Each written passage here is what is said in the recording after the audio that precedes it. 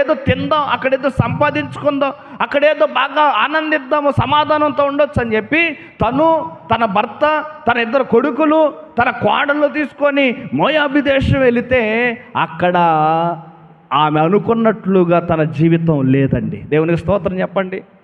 తను ఆశించినట్లుగా ఆ నయోమి కోరుకున్నట్లుగా తన జీవితం లేదు. ఇక్కడ కరువు నుండి తప్పించబడవచ్చు, అక్కడ బాగుండుద్దిలే అని అనుకుంది, కానీ కరువు నుండి తప్పించబడటం కాదు, కానీ తన కుటుంబమే ఏమైపోయింది? విచ్ఛిన్నం అయిపోయింది. ఇద్దరు కుమారులు చనిపోయినట్లుగా ఉంది బైబిల్లో, రూతు గ్రంథంలో. అంత మాత్రమే కాదు, కానీ తన భర్త కూడా చనిపోయాడు.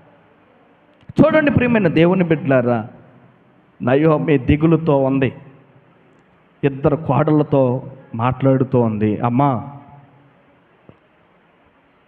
నేను ఎలాగో మోడు బారిపోయాను, ఇంక నా బ్రతుకిక లేదు, తిరిగి నేను యెరూషలేము వెళ్తాను, ఇంకా నేను అక్కడ ఆ పాతింట్లోనే లేకపోతే అక్కడే నేను నివాసం ఉంటాను, ఎలాగలా బ్రతుకుతాను.